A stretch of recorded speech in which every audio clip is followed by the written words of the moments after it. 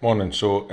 I'm just putting my notes together here on calculating standard deviation, and I was about to work through the example, and I thought I would record it as I go, just in case it's helpful to anybody. So we have got the process down the left hand side here, as I often do in class, and we're just going to run an example on the right hand side here. We'll follow the process and we'll see what comes out at the end. So our example is we're going to calculate the standard deviation of this data set. So I've got the values 19, 22, 16 and 23, and I want the standard deviation of that. So what I'm trying to get here is a measure of how spread out this data is. Now we can see just by looking at it, it's fairly closely grouped. We've got 16 and 23 as our lowest and highest value, and then a couple of results sort of in the middle. So this set of data is fairly closely packed, so my standard deviation result shouldn't be a particularly big number. So we'll just start working through it here. The process says, first thing I need to do is calculate the mean value, or x bar. So we know how to do that from S2, so I'm just going to calculate the mean value by adding all my data together and then dividing it by how many data points I had, which was 4. So I'm just adding them up on the top line. I end up with 80 divided by 4, so I have a mean value of 20. So that's my x bar value that I need to use later in my formula. So now when we go back to our process, it says construct a 3-column table where the first column is the x values, just the data set. So in my 3-column table here, my first column is my x column. It's just my 4 bits of data. So I'm going to put 19, 22, 16 and 23 in there. Next step, calculate each deviation from the mean and put it into column 2. That should say there and.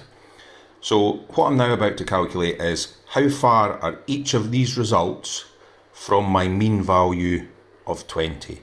So how far is 19 from 20, 22 from 20, etc. So this second column is x minus x bar. I'm actually going to do now my x value of 19 take away 20. So that deviation is minus 1. That means 19 is 1 below 20. And I just repeat that for my other bits of data. So 22 minus 20 is 2, i.e. 22 is 2 above 20. 16 minus 20 is negative 4. And then 23 minus 20 is 3. So this column here is my deviations. This is how far each of my results is from the mean value. Now if I was wanting to average these, I would add these up, but at the moment when I do that, you'll see that my negatives cancel out all my positives. This column at the moment makes 0. That means I couldn't work with it. So what we do now, next step of the process, is we square each of these deviations and put it into column 3. So I'm now going to take these column 2 values and I'm going to square each of them. So I'm going to take the values x minus x bar and square them all. And the reason for that, you'll see just in a second. When I do negative 1 squared, that's 1, 2 squared is 4, negative 4 squared is 16, and 3 squared is 9. That's basically got rid of all my negative values in this column, and I'm now left with positives here. So what I can now do is I can sum this last column. So step 5 says total column 3 to get the sum of the deviations squared. And this is this symbol here, this sigma. Okay, so this big kind of E looking symbol, that just means add up or sum all of these deviations.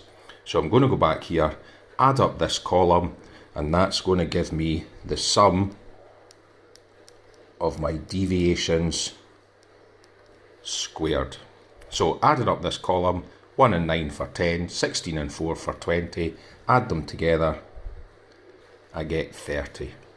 And the reason for that table then is this value 30, you'll see up here in my formula, that is the top line of my formula.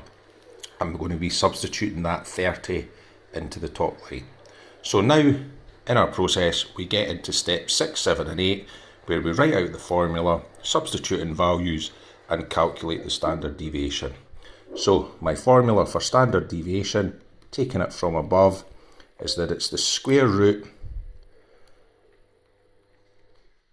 of the sum of the deviations squared divided by n minus 1, where n is the total of my data points, or how many data points I've got. So I now substitute in square root. This whole top line here is now replaced with 30. That was the whole point of doing that table. So I can put 30 in there, divide it by n minus 1. Now n is my sample size. How many bits of data did I have? I had 4, but I need to do n minus 1. So I'm going to take 1 away from 4 to give me 3, and that then leaves me with a standard deviation that's equal to the square root of 10. Now, I don't have a calculator handy, but you could put it into a calculator and we'll get 3 point something or other. I should have worked that out before I started the video. But as I say, you would be able to do that for yourself, and then you could round this to probably 1 decimal place would be appropriate. Okay, so hopefully when you see the notes I'm going to put up on Microsoft Teams, you'll then be able to follow this example through and then get on with the work for yourself.